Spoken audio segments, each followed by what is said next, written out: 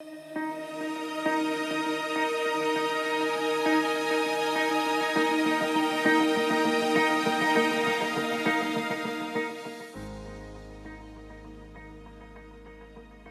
spending in South Sudan, when we talk about, for example, 2018, 2019, there was a budget of 208 billion South Sudanese pounds.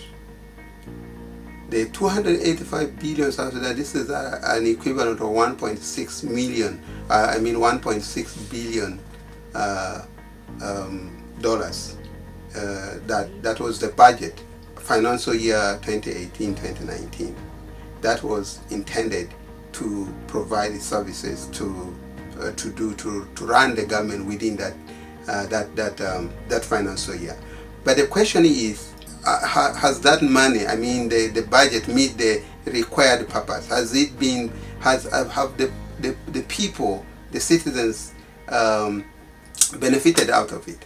It's a question that we are interested in as far as this campaign is concerned, or the WAGIF is concerned. So overall, if you look at between 2018 and 2019, you ask yourself, how many infrastructures have been put in place? How many roads have been put in place?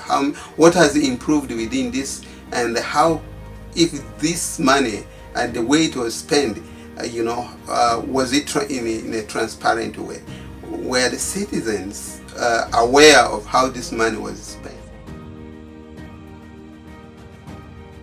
One of the aim of WAGIF is to contribute to promoting transparent, fair, and accountable public procurement process in this country.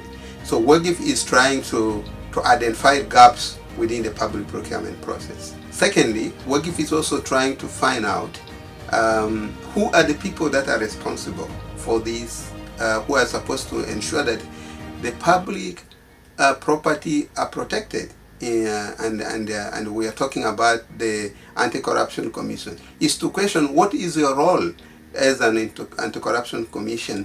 Or have you done your role? And in this case, we are trying to push to say that Anti-Corruption Commission, you need to do your role. And also, but not only us, we are giving giving a platform for citizens mainly to say what they wanted to say.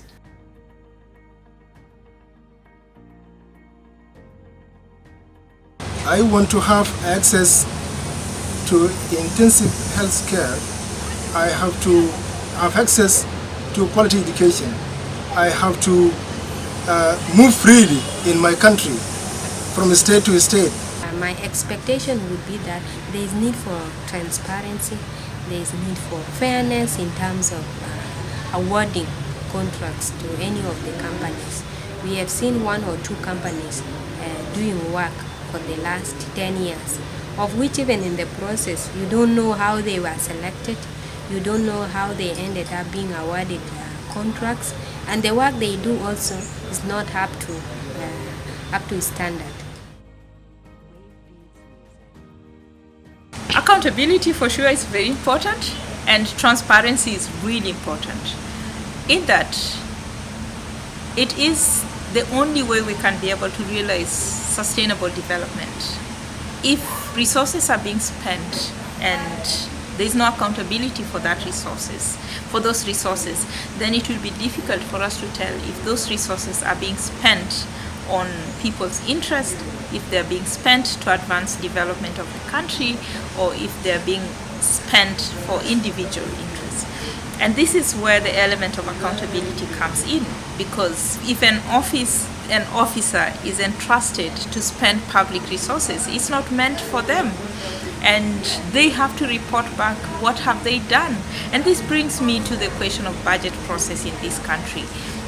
Do we get reports as a country? Do we get to understand how budget execution has happened during a financial year, and then what is the next priority for the next year as public? So the element of accountability is really important. It's the only way we can get feedback as citizens that our money, our resources have been spent for our priority and for our benefit.